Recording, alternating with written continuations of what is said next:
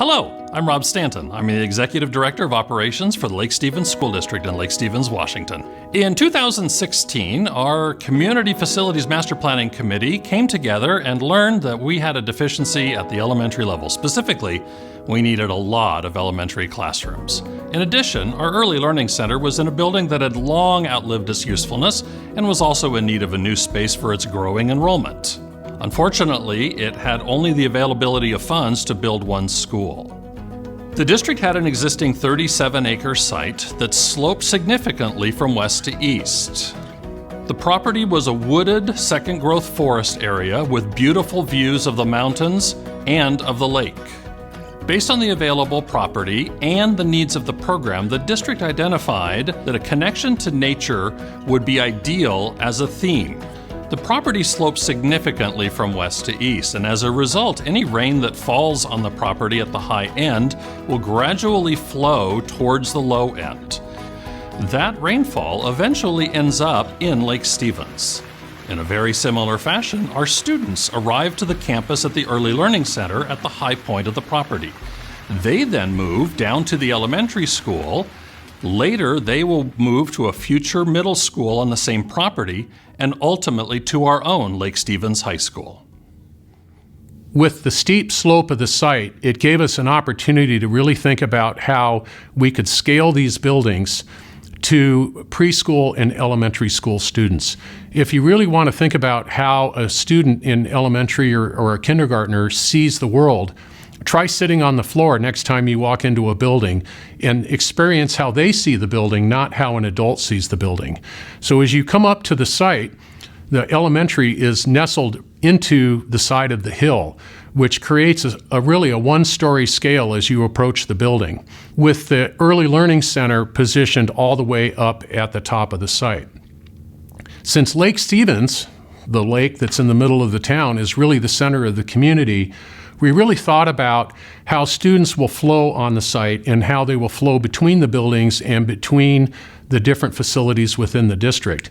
And on this particular project, we really thought about the Early Learning Center students, or the preschool students, flow downhill into the elementary school as they grow and learn, and then eventually they will flow across the street to the new middle school when it is constructed.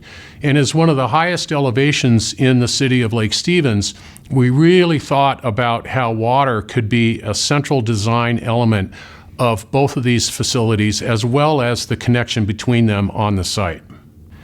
When we began the project, the site was covered by beautiful second-growth forest. However, a lot of that had to be removed in order to construct the buildings and the associated infrastructure. So we really thought in the design about how do we make the building respond to the environment around Lake Stevens, the Washington Northwest environment, both inside and outside. On the outside of the building, we really came up with a design where we thought about the concrete masonry that's on the base of the building being the rock of the mountains. And then you'll see vertical variegated siding that represents the verticality and the repetition of the trees of the forest. And then the wide overhanging white roof and soffit is really representative of the sky and the clouds. And considering that we're here in the Northwest, it's cloudy most of the time during the school year anyway. The challenge we were trying to solve when designing the P-5 campus was understanding how both these facilities could exist on this site and flourish in the presence of one another, while also fully recognizing that each building has its own specific needs. The students, families, staff, as part of the Early Learning Center, it is a separate scale. It is a building where it is the first introduction to early learning, to Lake Stevens School District, and formal education for these families and students. It's a district-wide facility, so it's serving all of the students, or many of the students, within the Lake Stevens School District. In contrast to elementary school, these students now know how to read. What are the aspects of the design where students can become more independent, can have their curiosity sparked through the sense of and access of the maker space and learning always on display through the connection to the outdoors? The conversation was always about what do each of the facilities need, and then discovering what spaces could be shared and the amenities that could enhance both experience for all students, families, and staff on the buildings. A fundamentally important component of solving the challenge that was posed was the site organization. First, just simply considering how the different students enter and arrive at the site and leave the site. The early learning students must be accompanied by adults at all times. So parents needed to park and then bring their kids to a central gathering area, preferably outside of the building, whilst early learning students by bus needed to arrive in that same secure environment. Students arriving at the elementary school would either arrive by parents in more of a traditional curbside drop-off or by bus, again, providing a space for students to gather outside before filtering into the building. And so as you enter into the campus, there are two distinct entry points for visitors, and it was very important to identify those off of the main roadway, where students and families first get to the elementary school, and then continuing a bit further, they get to the early learning center. And at that point, parents are able to drop off. The parking area and associated drop-off lane for the elementary school is much larger to allow parents to drop off their students curbside, while for the early learning center, proximity to the building was important to allow parents to park and escort their child to the building as closely as possible. A secure bus lane runs the west and north portion of the site. That allows buses to enter into the campus, pause and drop off at the early learning center, and continue on along the north side of the building to drop off at the elementary school, completely separating traffic and allowing for parents to come in and out of the site for both buildings while also providing secure access points for the kids. Shared playfields occur in the upper northwest corner, again, maximizing the amenities that are provided to both facilities. And then staff parking is actually on the lower level, allowing for kind of the two parking lots to be separated and not have a large area of paving as the introduction into the campus. The idea of flow became a significant part of our design efforts. In addition to the way that water flows on the property, our students also flow through it. Our students arrive at one end of each school and gradually make their way through corridors to common and shared spaces and educational locations, and ultimately to their classrooms. One of the most important aspects of both of these buildings were the ability to connect students and staff with the outdoors. At the Early Learning Center, not only does the indoor play space connect directly to an outdoor play space with a roll-up door, but the vast majority of the classrooms have direct access to the building exterior. Another important aspect of that connection is both schools feature outdoor learning spaces. At the Early Learning Center, an outdoor garden is provided where the kids can grow their own flowers and small vegetable plants. At the elementary school, purposeful outdoor learning areas were connected to wetlands that were created as part of the stormwater system, as well as raised beds where kids can grow vegetables and flowers in a garden.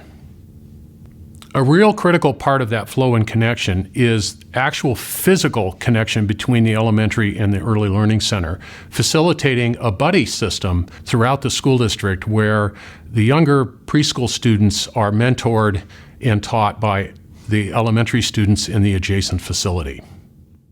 When the original conversations were starting about the Early Learning Center, there was a significant amount of conversation related to the importance of making sure that kids under the age of 5 who would be coming here, along with their families, felt like it was a very welcoming, warm environment, a place specifically designed for them.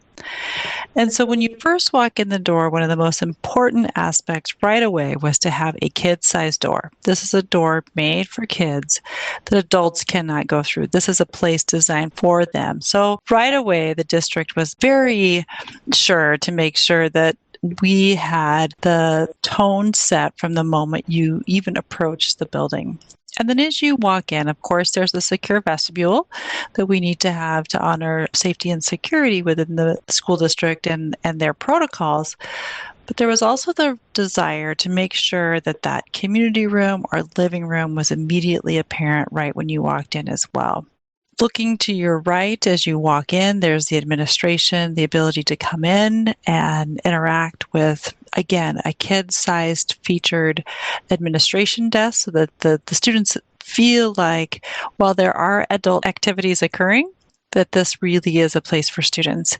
There's an area for people to make sure and access technology who may need to apply online for certain programs or just simply have access to the internet. And then if you turn to the left when you're in that secure vestibule, you go into the community room or the living room of the school. There wasn't the budget or the space to be able to provide a large multi-purpose room. And so the idea with this room is that it could serve not only as a sort of informal library for day-to-day, can serve as a space for staff to gather, but also the way that the building was organized is this living room or community room could host events with a small kitchenette. It could also host community-wide continuing education. So for private providers or other organizations coming in, that sense of community. The operable wall opens up on the north side to the indoor play or eating area that's within the ELC so that if there are larger events, they could be hosted there. And so a real intentional layout to make sure that both the larger space of the community room as well as the outdoor play and eating area was placed together, which then ultimately opened up onto the playground area. And so thinking that while there wasn't the space necessarily within the budget and the program to provide the area to have a second gym, that there could be that sense of gathering space within the Early Learning Center right there at that main entry through operable walls and other amenities to have those spaces open to each other. The classroom design at the Early Learning Center was really focused on creating spaces that respond to small children, where they have an ability to see out a window that's at their height, and they can sit in furniture and access sinks and other fixtures that are really designed around their size and their use. One of the unique aspects of this building is we specified tunable light fixtures from indoor incandescent light to daylight. And we have found through studies that that is very, very important, especially in programs where students are experiencing difficulties in learning. As we started to talk about what the playground area should be for the Early Learning Center, we really wanted to focus on making sure that every child felt like there was an activity for them, regardless of their skill, their age, or their ability.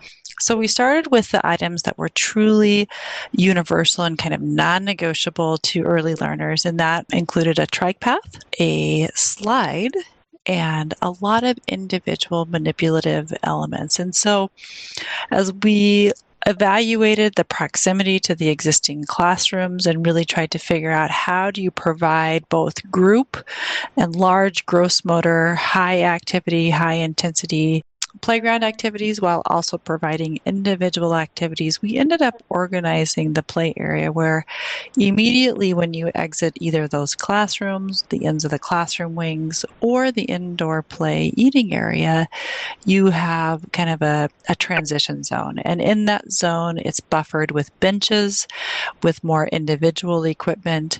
And then that trike path provides a perimeter loop around this small hill and slide that allows for kids to have a sense of elevation, to work those leg muscles as they climb to the top of the hill to get to the slide. And so as we evaluated what is appropriate for a 3-year-old versus a 5-year-old, recognizing that while there might not be very many years separating those age groups, the skills, particularly if there were challenges or impairments, that there would be something for every child. The elementary school features a new educational space to the district, the Makerspace. The Makerspace is where students explore, design, create, and test their learning. The Makerspace's connection to the Learning Commons allows students to research and develop ideas that they then implement in the Makerspace and then bring back to the Learning Commons to share with others. The two-story Learning Commons that includes the Makerspace is the heart of the school. It connects the classroom wings to the shared spaces and creates an area where students can gather, collaborate, communicate, and develop ideas and thoughts.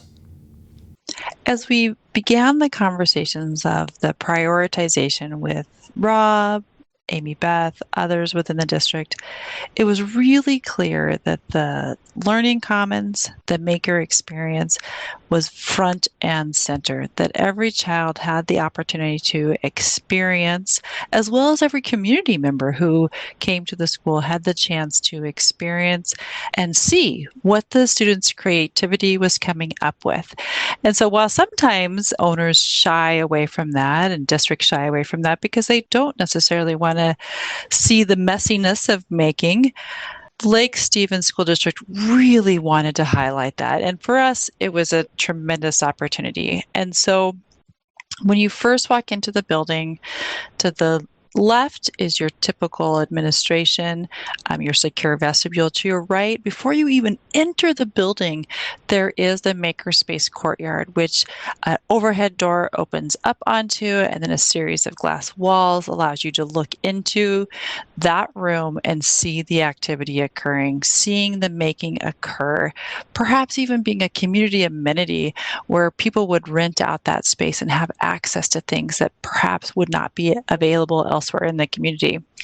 Once you enter in the secure vestibule, there's even a display case that would showcase students' work, but also give you kind of a filtered sneak peek into that makerspace and some of the additional activities and amenities in that room. Continuing on through the main entry doors into the stairs, you're welcomed with the learning tree, the learning stair, truly the heart of the building. And as that diagram began to come together about the learning stair, the maker being the key element, the academic pieces started to radiate from that. And how would it be that every day, every student interacts with that learning commons, that heart of the building? And as we began diagramming and understanding what that meant, we realized just the natural geography and the natural features of the mountain ranges and three prominent peaks sort of guided how the building began to be laid out. And with that knuckle, that node, that heart being that learning commons experience. And so as those three academic neighborhoods or academic wings radiated out from that heart, the building sort of cascaded down the hillside, with blue being down below, representing kind of the water, green being the treetops up above on that second floor. So everything within the building, that sense of nature welcoming you into the building, the richness of the natural materials. But it was really carefully considered to identify what makes this building run. And so what are the items that are providing the heating or the cooling or the lighting? And it was, again, another very important priority by the school district to be able to highlight those elements and have them behind glass in an organized manner so that the kids could begin to understand what it takes to have a building operate. So when looking at how the overall building was organized, that central concept of maker on display and that direct connection of the maker space to the learning commons and that heart of the building, that tree of knowledge, really became the central aspect of where that flow, that sense of water cascading down the hill, was a very momentous moment in the design experience. Some of the common aspects that we explored during design were the need to provide interior transparency and a large variety of spaces and sizes of spaces for students to learn in different size groups. For instance, at the Early Learning Center, we have 2 shared learning spaces that are outside groups of classrooms where parents or paraeducators can help students on a more one-on-one basis, or groups of students can come out and do a loud and noisy activity together. At the elementary school, each of the classroom pods shares a shared learning space with transparency in between not only the classrooms, but out and into and out of that shared learning area. And again, it provides an opportunity for students to work independently while still being passively supervised. One of the other aspects we have found in working with law enforcement is interior transparency within areas of the building provide an opportunity for administrators and law enforcement personnel to passively observe the activities in the building as well as address an emergency issue very quickly because they can locate where the problem is occurring. Along with highlighting the building systems, there was an important emphasis on providing high-level, energy-efficient, highly effective mechanical and electrical systems. So there's photovoltaics on the roof. Displacement ventilation was the system used to make sure and bring air in down low, especially for those younger kids who are often down on the ground. Allow it to circulate up through the ceiling and truly provide the cleanest air available to the students and staff within the building. When you start to look at the outdoor learning, of course, that was a critical component, again, of that sense of connection to nature, that sense of providing opportunity, and additional learning and exploration. That idea that making doesn't necessarily only have to occur in the makerspace, that making occurs everywhere, exploration occurs everywhere. And one of the fundamentally important aspects was continuing to stimulate curiosity and understanding that in this building, learning happens everywhere. And as we organized the site, worked with the engineering team, the landscape architects who were absolutely wonderful embracing this idea, and the district continued to push us to make sure that we were making the wisest, best use and highest level of variety. Outside of the learning commons, you look out, and in that learning commons is more contemplative courtyard, a courtyard that allows for students to go outside, a little bit smaller, a little more intimate, some hard surface areas, but not just paved areas where the students could sit on logs, explore some plants, sit on rocks, understand that gathering and being outside can be done in a more intimate way.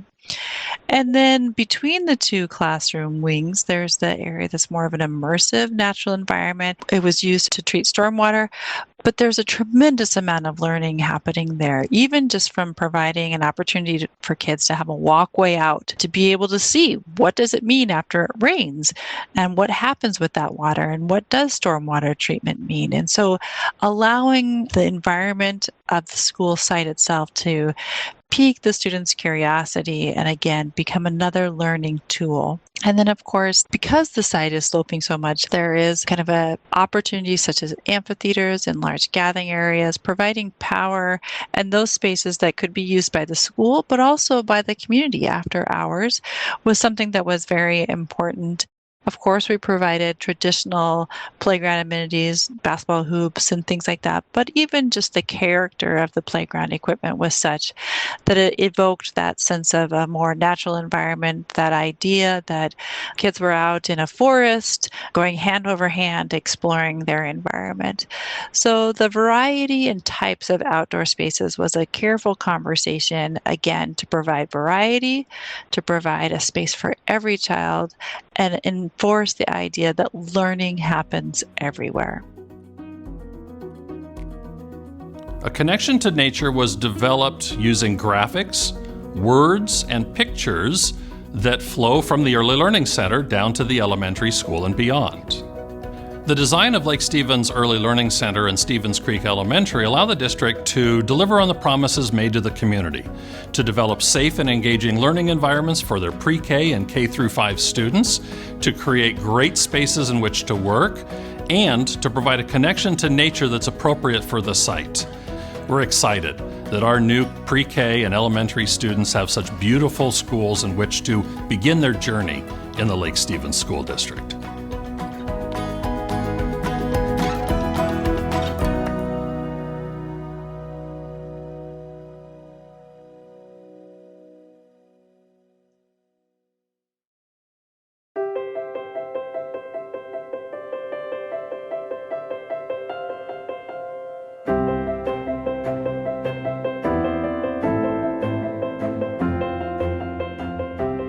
Hello. On behalf of the MA Plus Architecture and Positive Tomorrows team, we want to welcome you to the new Positive Tomorrows Elementary School in Oklahoma City. This project was just selected as a McConnell Award finalist and is something that our entire team is extremely excited about. Before we get started, I'd like to introduce our entire team to you, since we've all worked on this project for over 7 years now. Starting off, my name is Gary Armbruster. I'm Principal Architect and Partner at MA Plus Architecture, and I was the lead design architect for the project. Next, I'd like to introduce Leanna Richter, Project Manager. Next, I'd like to introduce Kaylee Shepard, our Interior Designer for the project. Andrea Durbin, our Director of Interior Design and Furniture Specialist for the project. Kyle Murphy, Project Manager. Marty Law, Graphic Designer. Liz Cobb, Director of Marketing. Susan Ogle, Executive Director of Positive Tomorrows. Amy Brewer, Director of Education and Principal at Positive Tomorrows.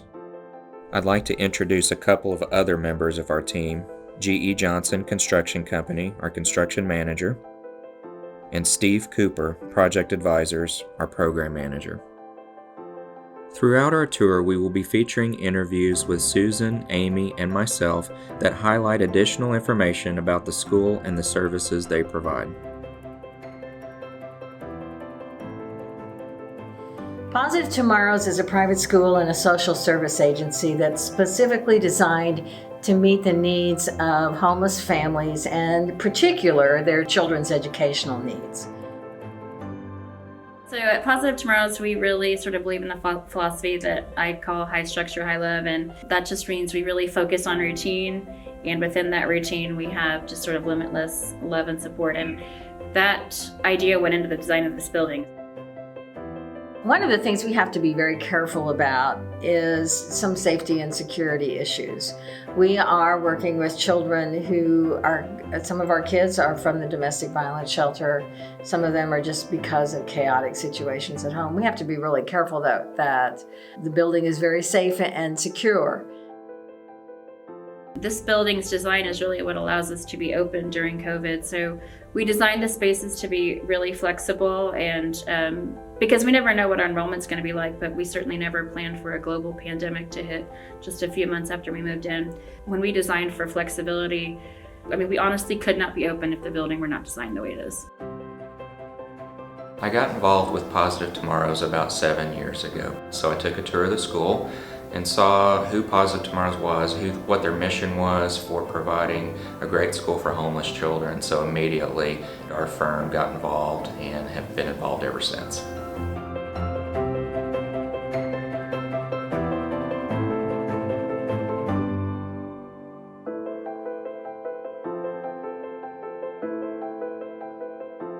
When looking at the design of the front entry, a few things were involved in the thought process of designing it. One, the thought that learning can happen anywhere, and most importantly, safety and security were paramount.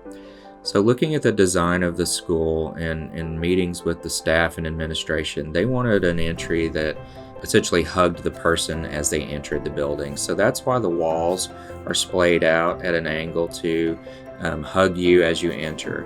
The other components that we wanted to display were the 7 core principles of the school, and those are prominently displayed in the 7 benches that you see in front of the building. But they're also a safety and security feature. They're bollards for the building, so no cars can enter the front area of the school. Another safety component that we added was placing administration on the left and family support services on the right. And all those windows open up into offices, so as someone approaches the school, all office workers are able to see who's approaching, and so they can immediately go into a lockdown mode if necessary. We also have the 7 colors of the rainbow displayed on the entry to the school, as you can see here in the covered awning that takes kids on a rainy day out to their buses. As you walk up to the main entry of the school, we have the secure entry vestibule with multiple layers of security to enter the facility. Someone has to be buzzed in and enter into the secure entry vestibule. They then have to be buzzed in one more time to enter the front office. After that, visitors are checked in, given a badge, and then they are buzzed into the main area of the building, the family room.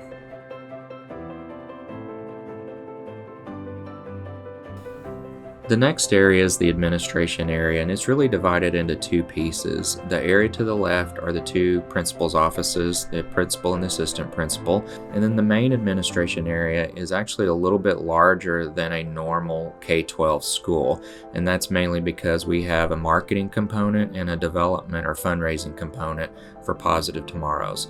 We've also got a very large administrative boardroom for board meetings or for staff meetings that have a very large glass area that look out into the collaboration corridor. The next space is the family support area, and normal K-12 schools do not have this type of space, and Positive Tomorrows has it because they support the entire family, not just the students. So we created a space right off of the front entry for parents to come in to seek counseling and get any additional help that they may need. But it's an open office, very collaborative space that consists of large conference room for the staff to meet, multiple small private counseling areas for the staff to meet with the parents. Also consists of a donation area. Positive Tomorrows receives thousands of dollars of donations per year, and they needed a space where they could easily accept the donations and distribute those to the families. And it also consists of a clothing closet, and that's an area where the students can come and get clothing, backpacks, shoes, whatever they need for the school day. Having our family support area right where it is, it's easy for parents to get in and see the case manager, but it also just where it is in the building lends importance to what they do, and the fact that they finally have adequate meeting space. We have counseling rooms so that counselors can meet with families and with kids. They have a conference room space. Those are things they never had before. I think our parents are used to spaces that are really institutional and not welcoming, and that's just the opposite of the space. There's a nice reception area with kid-sized chairs and adult-sized chairs, and I think they can really be treated and respected really well there. Private counseling rooms, we can just dip into those. I think it's really an amazing space, and originally I was concerned that it would be too far away from the education wing and that our collaboration, would be hampered by the distance, but I think it's been just the opposite, and our collaboration's been a lot more intentional. The next area of the school that we want to highlight is the family room, and this is really the center of the entire school. Because Positive Tomorrow students don't necessarily have the concept of what home is, we wanted to demonstrate that throughout the school's design. So the family room is the center of our homes, and so the family room here is the center of Positive Tomorrows. But we also named other areas of the school based off of other areas of the home. Areas such as the backyard, the living room, the front and back porches. All those spaces incorporate the idea of home. So starting with the idea of the family room, we wanted a bright, colorful space where the students could gather. This is their cafeteria, this is their meeting room. Everything radiates off of it, from the main entry, the collaboration corridor, the maker studio, the literacy lab, the kitchen and food lab, the gymnasium, and even the big open windows that open up to the backyard, truly creating a center for the school.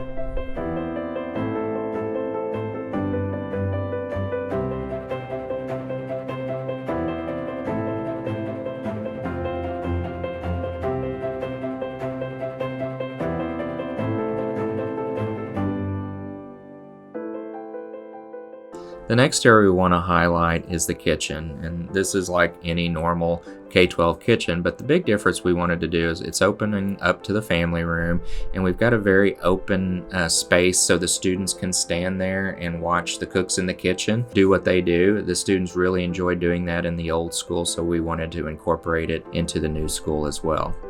Adjacent to the kitchen is the food lab, and it's got a large glass garage door that opens up that allows flexibility of the space, but it's a residential kitchen space where the students on a daily basis can come in and make cupcakes or tres leches or pumpkin spice muffins for different times of the year and learn to cook as a group. And then families can come in the evenings and actually cook a meal with their student or their family, and dependent upon the size of the family, we can open up the garage door and expand into the family room, so space is not limited. The food lab is a really important part of the school design. I think just it's off the kitchen, it's off the family room, and that's the heart of the school, just like it would be the heart of the home. When we designed the food lab, it really was born from the idea that our kids don't really get to share a meal with their family. One of our favorite stories is when a volunteer, Lon, brought some cookies that she had homemade, and a student said, well, what is homemade? And I thought, oh, I never thought about explaining that. And we talked about the difference between store-bought and homemade. And from that, I thought we need to have a lab here where the kids can cook. It's really a really special time for the kids to get in there and cook. I'm excited to have parents, once we're on the other side of COVID, come in and cook family meals together.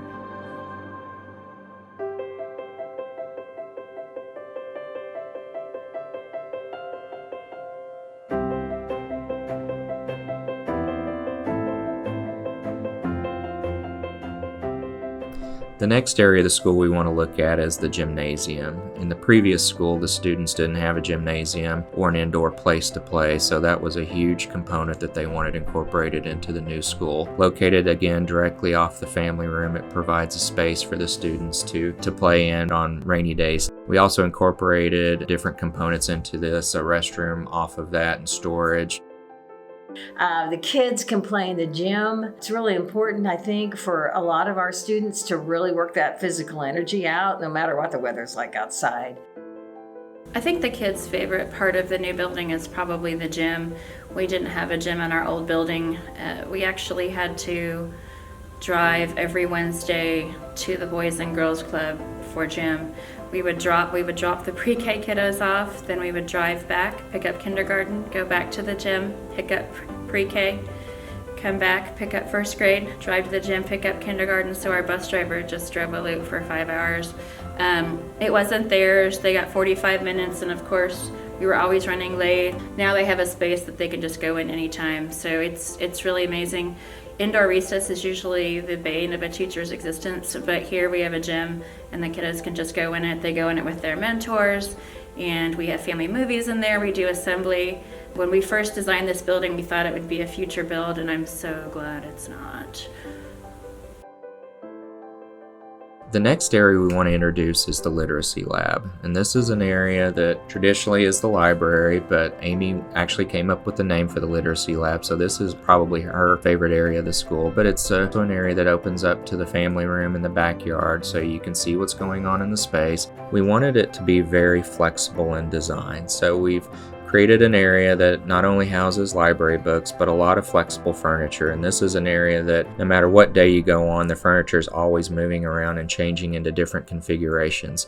It's a space where they could have board meetings. We can have outside speakers come in to teach the students. And because each student has a mentor, it's also a place for them to meet with their mentors. My favorite part of the building is the literacy lab, and when we started talking about designing the building, we weren't even sure if we were going to have a library, and I really dug my heels in on that. So it was really important to me because I think nothing replaces an adult reading with kids and kids just reading to themselves. So I made sure that we had a space for a library and that there's no technology in it, and that is by design. It's a peaceful place that's just for reading. I think for the students, it's a lot of their favorite spaces because we don't have a checkout system. They're just on their honor. They come and they look for a book and they take it back with them. They know the rules. They know it can't leave the building. They know it can't go outside. They read it and they bring it back and put it where it belongs and get a new book. Someone said, well, what if someone takes a book home? And I thought, if someone wants to steal a book, there's far worse things. I wouldn't encourage it, but it certainly wouldn't make me sad if a child felt like he loved a book so much that he wanted to take it home.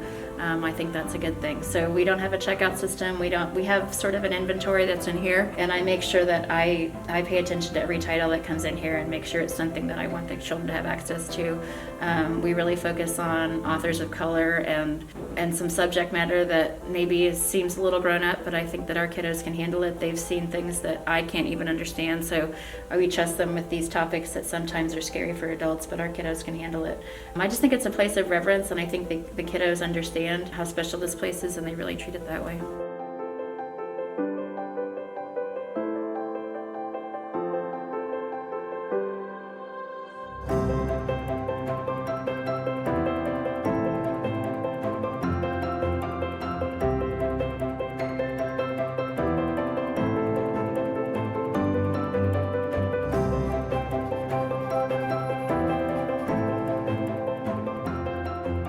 The next area of the school we want to walk into is the Maker Studio. And this was a place during the design process with the kids where they wanted a location that they could build R2-D2 and BB-8.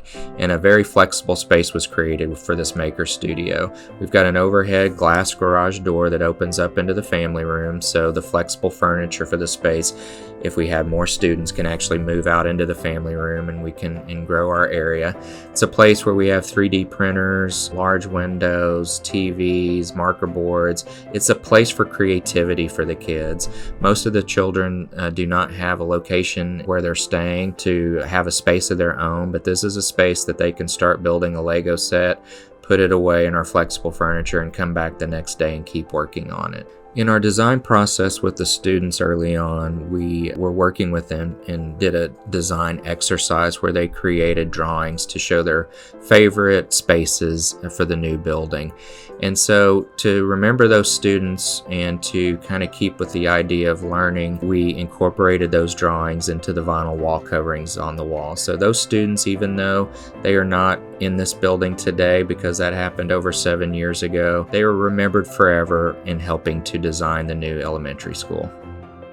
The Makerspace has a vinyl that is a wall covering of all the kiddos' drawings when we were in the design process, and I think it's really amazing. It seems simple, but when Gary said he wanted to have the kids involved in the design process, I thought that's so simple. You know, we really talk about being client-centered, but that's really being client-centered.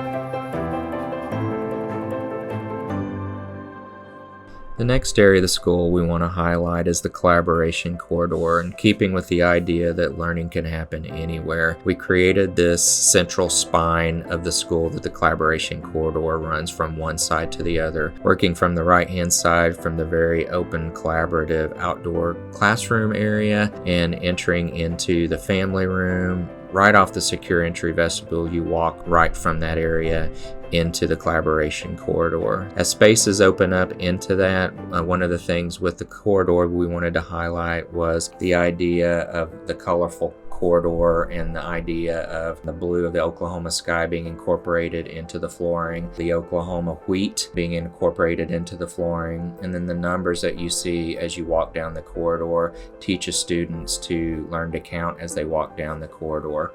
Multiple spaces open up off of it from the restrooms, and then the other area we want to point out is the shower and private shower area that we have for not only the students to use but for family members to use, since they're not necessarily in a home environment when they come to school. Sometimes showers are needed.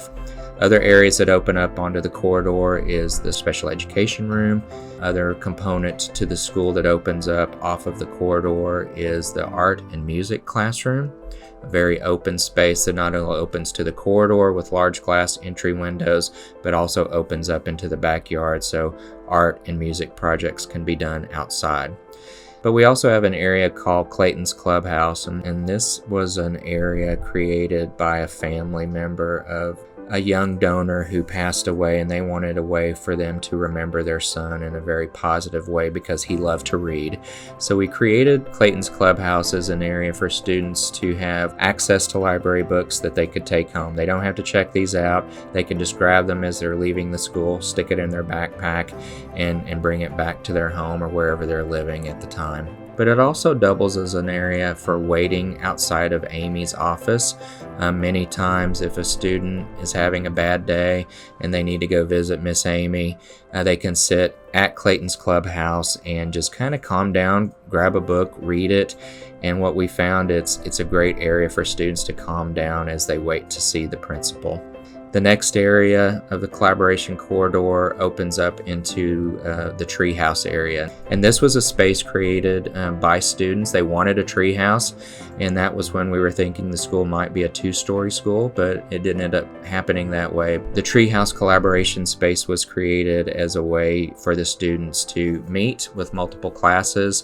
It's an area that also highlights elements of Oklahoma in the Wichita Mountains. Off of the collaboration corridor and the treehouse collaboration space are the 2 living rooms for the elementary schools and the living room for the middle school. And that's where the collaboration corridor actually ends as you exit back outside into the backyard.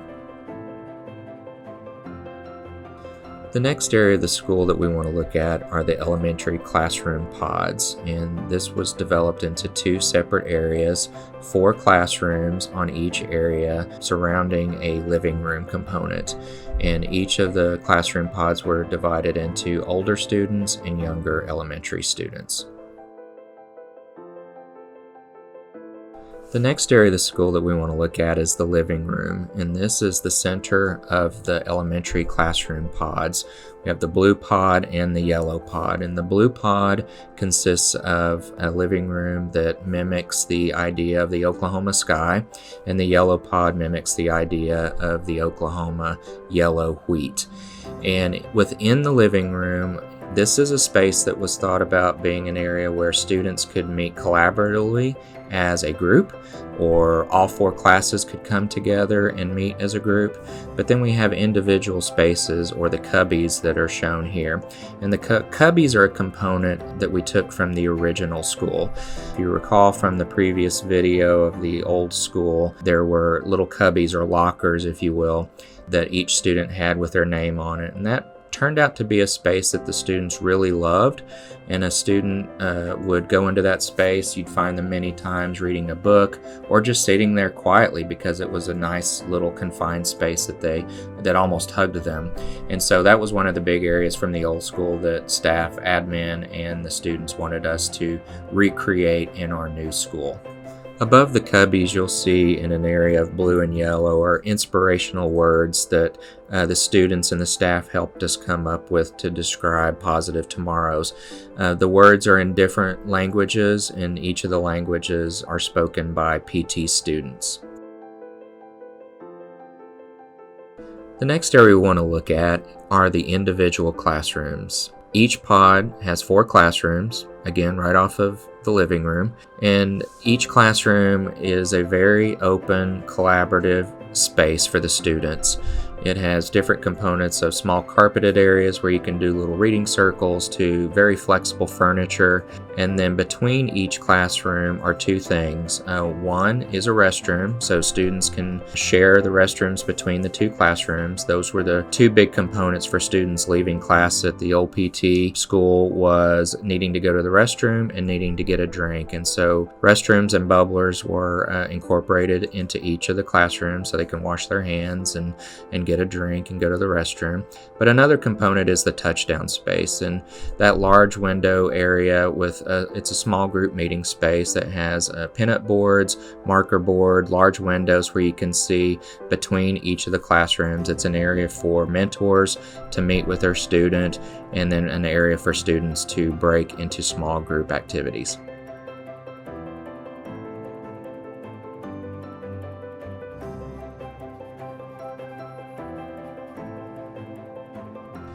And now going from the elementary classroom pods to the middle school classroom pods, one of the things that happened during design is there was a 5-year plan to actually add on to this school and build a new middle school. But the fundraising was so great and happened so fast with Positive Tomorrows that within 60 days of construction, we started the design on the new middle school and we opened it up after the elementary was completed. But it also is off of a living room, 4 classrooms, 6th, 7th, and 8th grade, and we added a science room component that not only the middle school can use, but the elementary school can use too. And that science classroom has a glass overhead door that opens up into an outdoor learning space. So again, the idea that learning can happen anywhere. We can do science experiments outside or whatever we need to do. We also have its own storm shelter component and its own restroom components. And another change that happened in the living room from the elementary classroom pods where we went from the individual cubbies to individual lockers with the goal of the middle school students moving on into high school. We wanted that idea of them learning how to use lockers so they understood what happened in public schools. The next area we want to look at are all of our outdoor learning spaces that are incorporated into the school's design. Keeping with the idea that learning can happen anywhere, we created multiple types of outdoor learning spaces, from the front and back porches off of the living room, the science classroom area,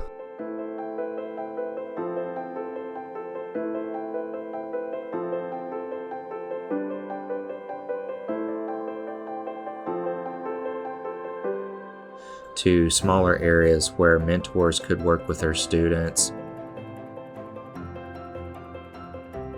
or even garden with their students in the garden area.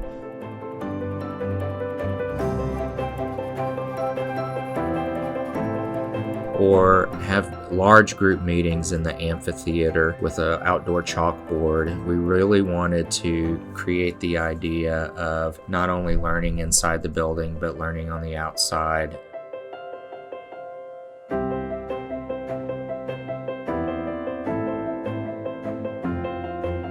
I think the favorite part of the building for the children is probably the large commons area right in the middle of the school as you walk in, and then as it feeds out into the playground, and particularly the playground. Children that we serve don't normally have a very safe place to play, and they can do that at our school.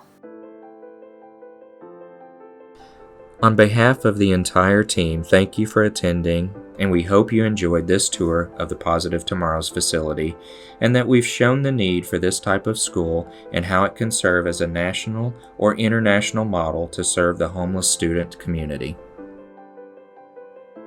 I mean, it's a stunning facility, and it's happy, and the kids are safe. You know, I always had a problem with them being in an old building with used everything, and I'm glad that they have this building, and it's just an incredible facility, and I think that the kids deserve every inch of it.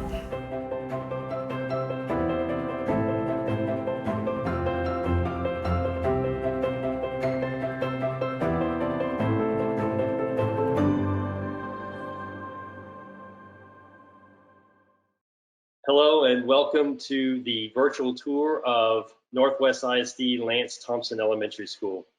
My name is Conrad Judd, Chief Design Officer of Huckabee Architects, Engineers, and Planners. I'd like to introduce you to your tour guides today. First, Tim McClure, Assistant Superintendent of Facilities for Northwest. Tim has spent his entire career dedicated to K-12 and educational facilities. He's an architect and has done amazing work for Northwest ISD. And Sarah Stewart, who is a graduate from Northwest ISD and has also spent her career serving this district, will be the star for sharing what has taken place from the design and the function of this particular school. And I'd also like to share Amy Howell with you, the principal of Lance Thompson Elementary. She has been part of the design and obviously knows the ins and outs of this project. I'd like to share some highlights with you about the school. It is obviously in North Texas. It is in the northwest area of the Metroplex. This is a new construction ground up project. It was finished in 2019, and it is just a little bit over 105,000 square feet. and under $26 million. It has the capacity of 850 students. It is a two-story elementary and incorporated biophilic design during the process and in the instruction. It does require and has a storm shelter, and that is within the gym. So let's get started on the tour. Excellent. Conrad, thank you for the introductions, and thank you for allowing us to be a part of this. I'm going to real quickly just go over the site plan. You can kind of see the front entry there. We've designated on the site plan that's in front of you. We have the classroom wings kind of to the left of that front entry, and then your public spaces, your gym to the right, your cafeteria, basically straight on front entry is the cafeteria piece, and then your specials, your music and art spaces are to the upper right of that plan as well. This sits in a neighborhood environment. You can kind of see the block lines and the house lot lines around the peripheral of the site. That is a common goal for Northwest ISD. We try to site our elementary schools in neighborhoods just to be a part of that community and sit there where students can walk to and from school and really fit the nature and the culture of a neighborhood environment. Sarah, why don't you talk us through the floor plans? So we have the first floor here for Lance Thompson, and we have the entryway that we're going to talk about, and then we'll go into the Learning Commons, which is our typical library, and show you all the flexibility that we have put into this space, and that is attached to the makerspace. We thought it was very important for us to get a space where kids can go and be very creative. And the makerspace is actually connected to the outside to where it turns into a stage where they can do presentations, where they can work outside if they don't want to work inside. And then we're going to move into our pre-K space to show you the great creative ways that we've used this space with our kids, and then head out to the kindergarten and first grade wing. Our academic wing, our hallways are pretty similar when it comes to the floors. The only difference is we've color coordinated them in doing that, because when you're in a hallway, you don't know what hallway you're in unless you know the color. It's definitely something that is needed for adults and kids, just to put in there. Then we'll go upstairs, be outside. We have some outside space, learning spaces, play space. It's in the shade. Definitely was requested when speaking to staff members throughout the design. And then we'll go and view the platform that overlooks the commons as well as the cafeteria. And then we'll end our tour. Sarah, you talked about this briefly as you went through here when we had the discussions with staff and teachers. This is an overall timeline that just encompasses an enormous amount of hours we put into this process, both on the design side as well as from the student side. We interviewed students from all grade levels. We had participation from students at every elementary school, community members, our design team in Huckabee, thank you for that, as well as an executive design team with the district that consisted of principals and staff members and curriculum folks and technology folks and everybody on that. And then we presented that back out several times to the community. Amy, you want to talk us through a few of those steps that we went through during this design process? Definitely. One of the things that I'm very proud of our district is the different perspectives that they got on the design process, from looking at safety and security, looking at the actual placing of the building on the lot, to looking at incoming and outcoming traffic, talking to different principals about how their philosophies would fit into this space, but still keeping to the spirit of the collaboration space.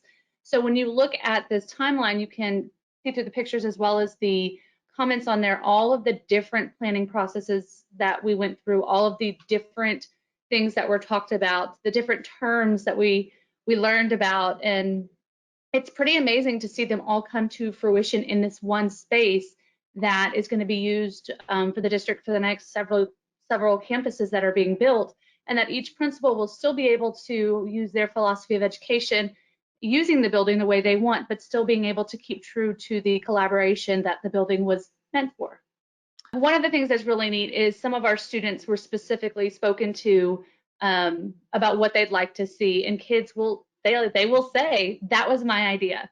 I came up with it, specifically our library. We have one student who thinks she planned the whole library and is very proud of it. The really neat thing about that is this year we've added about 150 students to our campus, and the kids own the building. We don't have to tell the kids what our expectations are. Their peers tell them. They don't put their hands on the glass because we don't do that at Lance Thompson. So it's really neat to be able to have the kids own the building because they got to be a part of designing it.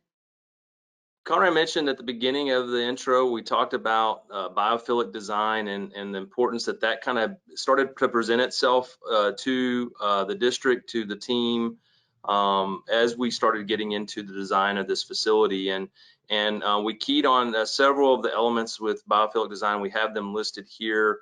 The connection with nature, whether that's visual or non-visual connection, you know, the tree-like images that you're going to see, the non-rhythmic sensory stimuli. So that can deal with shadows and just the patterns that are cast throughout the building.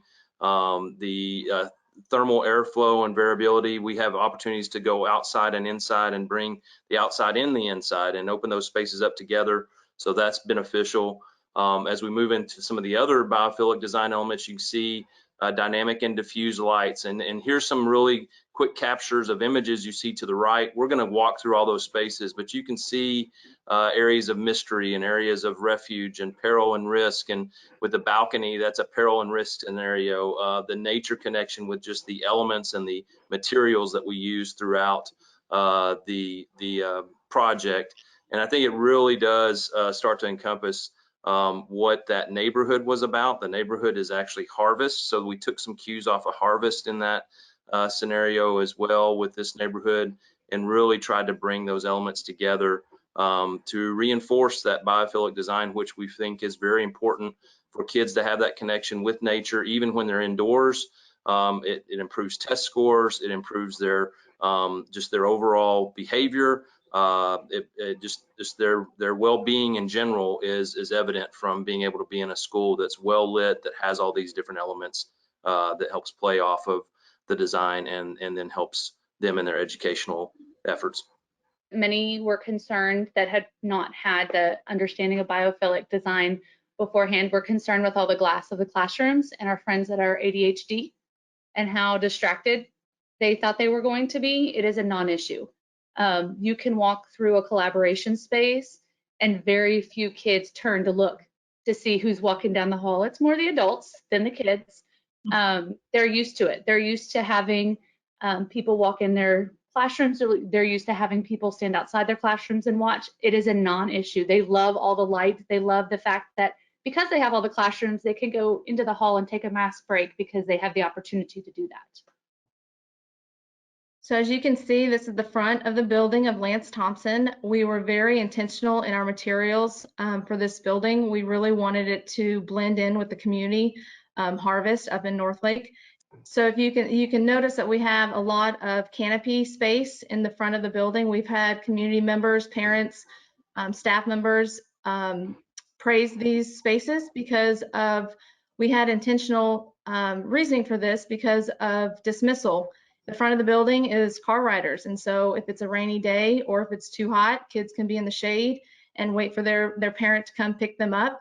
And in the back of the building, we also have the same coverage for bus riders. Not that they stand outside waiting for their bus, but it helps them protect themselves from the weather if needed. And so if we go closer to the building, on our entrance, you have to have access to get into our buildings. Our safety and security team has worked very hard in all of our safety and security elements that we have, and you talk to a person before you enter into this vestibule. And so that's part of our safety and security. We make sure that they're supposed to be in the building, they're here for a reason.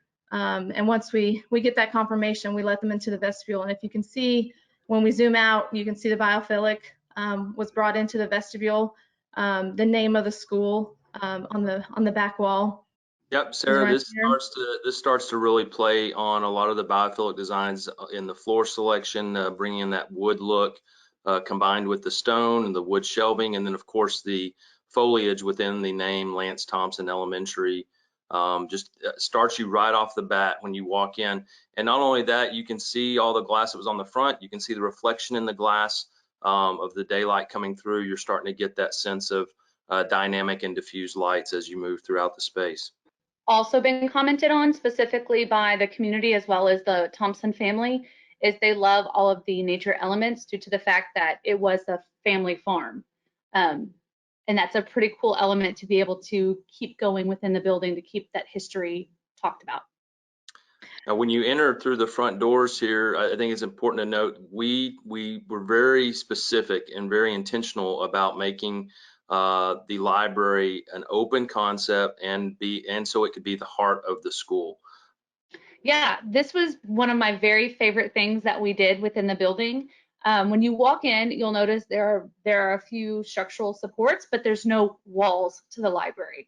So when we use our library, it is utilized from every inch. I tell the story of one of my favorite days. I texted Tim. I was in the library between 2 evaluations, filling it out because I like to be in the library, and I looked up and we had a kindergarten class in our laboratory. We had the pre-K class was doing a lesson over in the classroom part of the library. There was a 4th grade class checking out books, and the 3rd grade class was reading in the nooks. And I looked around, I was like, this is what we're talking about. Every inch of the library was being used by 4 different grade levels, and it was perfect. It was beautiful. The learning that was happening, there was interaction, nobody was distracted. It was absolutely beautiful. And it's the perfect example of what a library should be. It's not just for books. It's the heart of our learning, and that's what we utilize it for.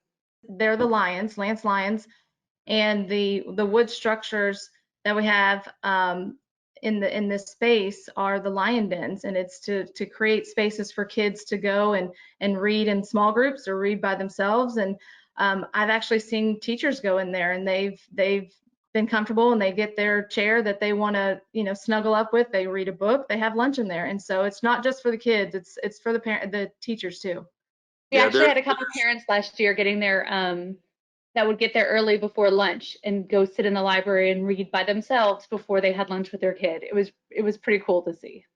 And this space obviously overemphasizes the biophilic design piece. I mean, you've got the trees, you've got the canopies, you've got these lion dens that are kind of those areas of refuge that we talk about, but you can't walk into this space with all the natural light, all the openness, and all the forms and the structure and the materiality and not feel like you're in a pseudo outdoor environment. I mean, it speaks to being in a tree covered canopied area where you can have different refuge and different gathering spots. The other thing that's kind of a little bit difficult to see, but if you pan back towards the cafeteria area, you can see we have some 3-form panels that we put in place, and there's actually grass and bamboo wedged in between there. So even in the materiality of the panels we used to just kind of help break up some of that noise between the cafeteria and the library, there you can see it in a great shot. We were specific about what was going in those panels to reinforce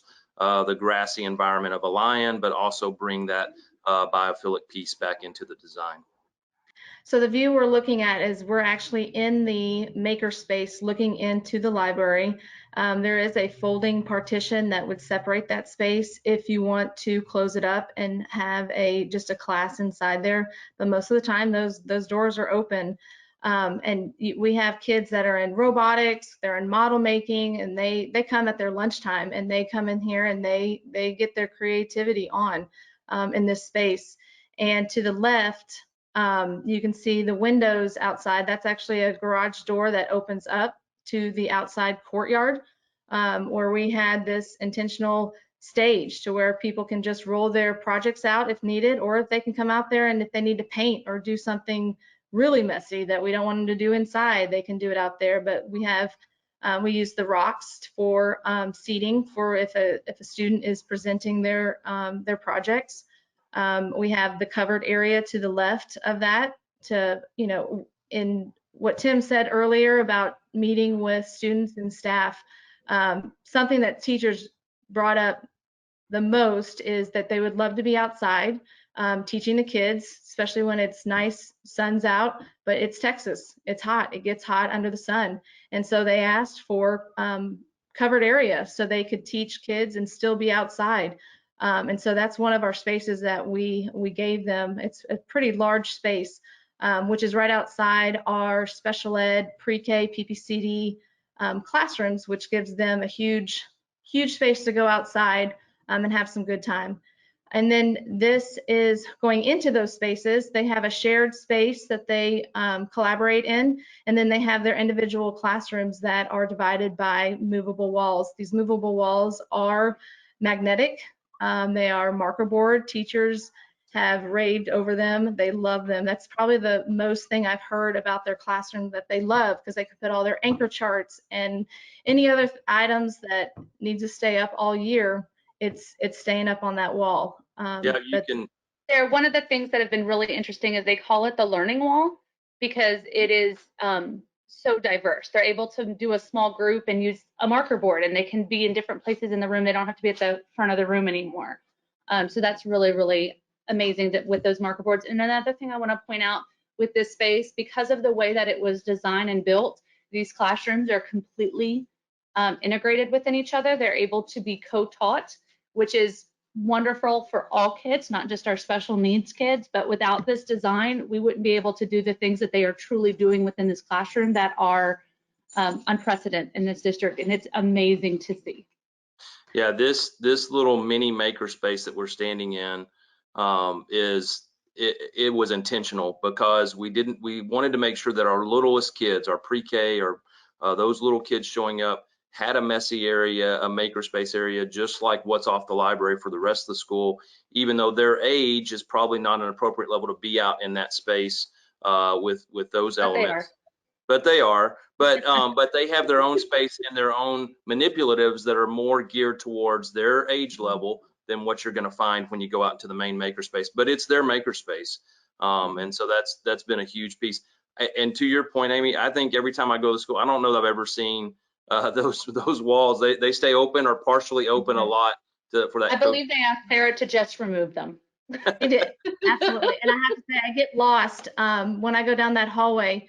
There's windows on the perimeter of that makerspace, and I just love watching those kids interact with each other and just have a great time. They did have to put a sign up that says, please remember that we are learning, keep the adult talking to a minimum, because everybody would be out there going, oh my gosh, look how cute. It was distracting the kids because we were chewing and awing over how precious they were. So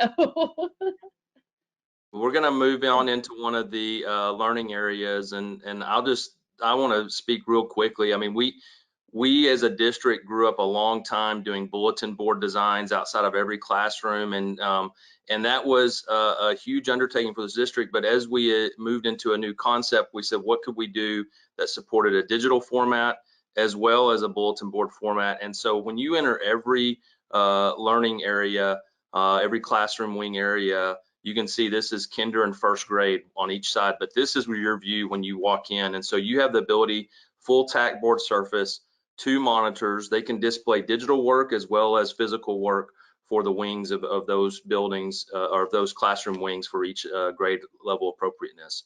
The other thing, and you can see too, we have the wood on the ceiling.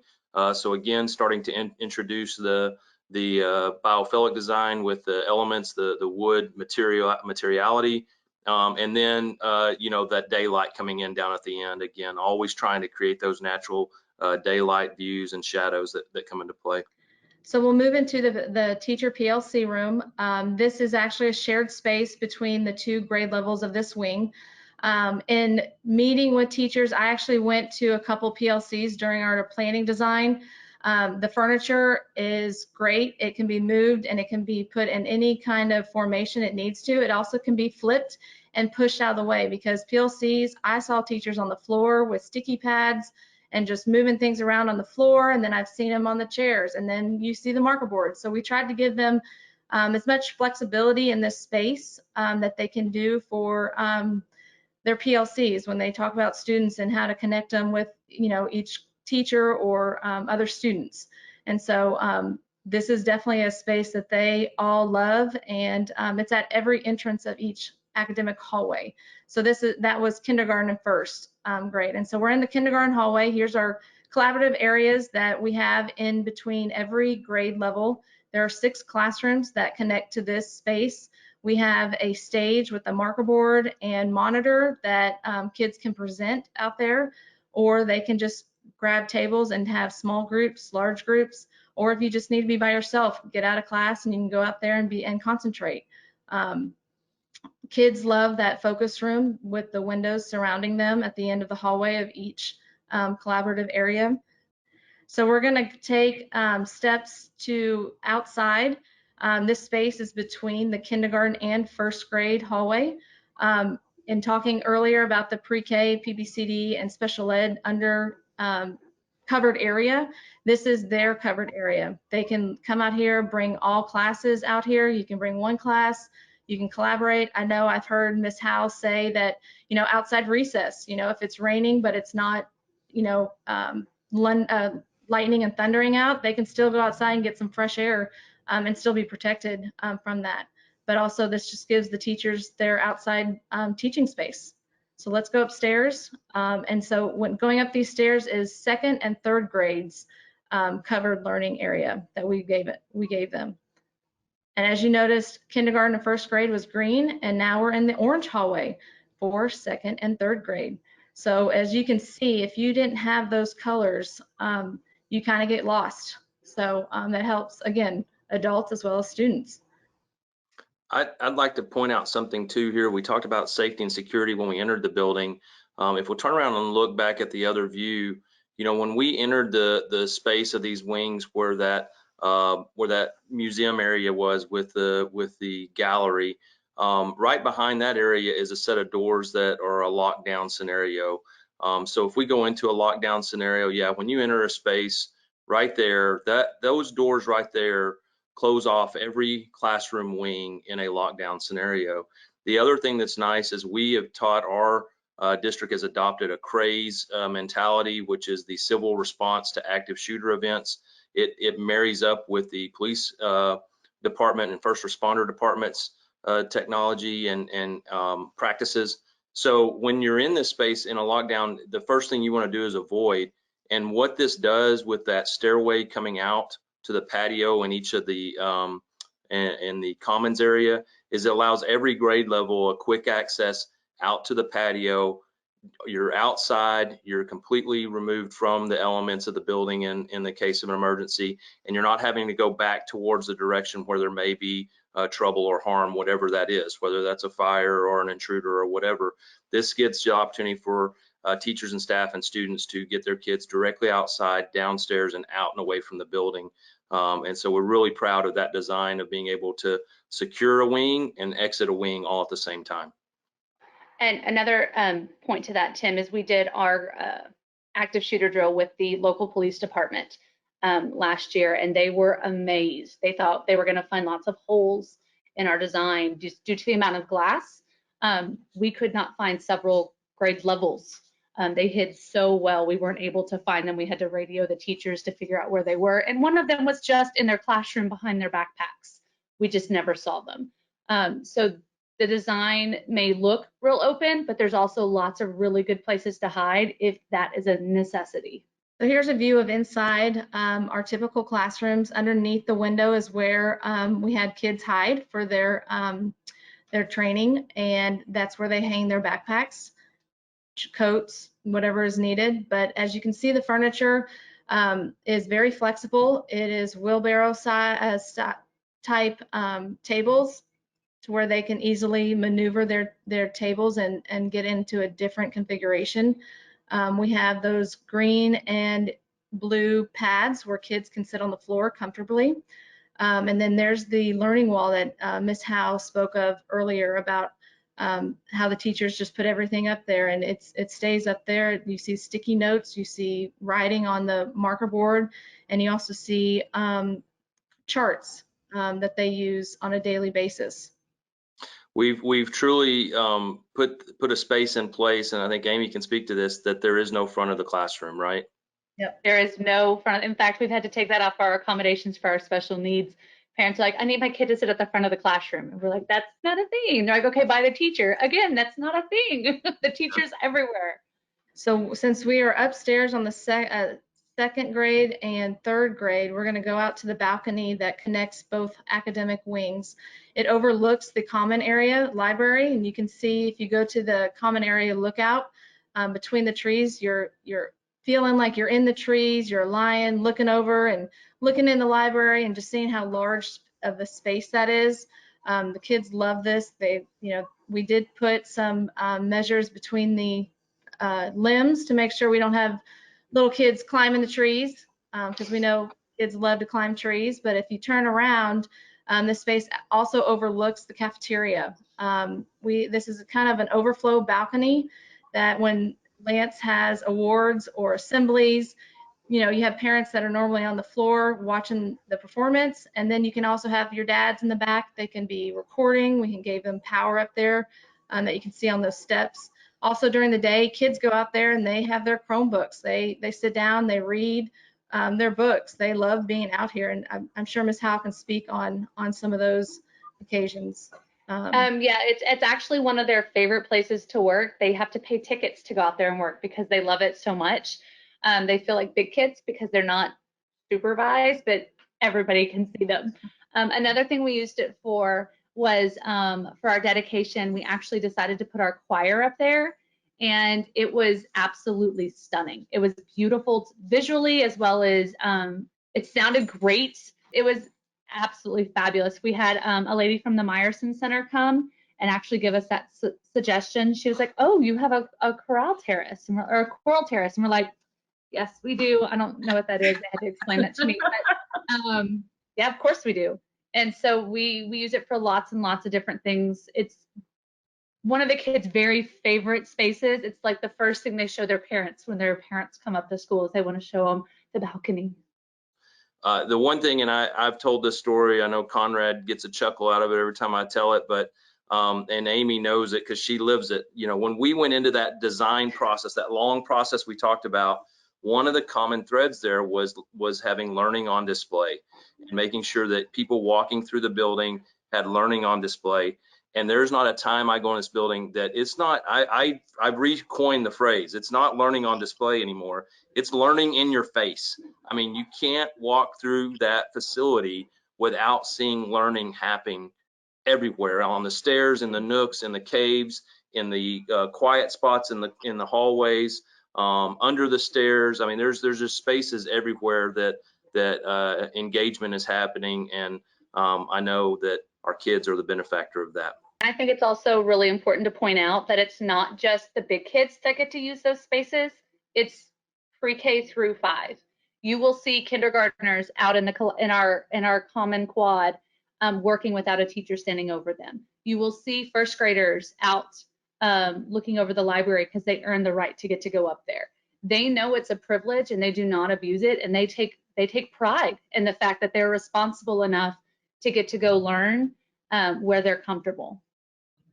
Well, Tim, Sarah, Amy, thank you so much for your tour. You can see, everybody can see the passion that you guys have for this campus, for this school.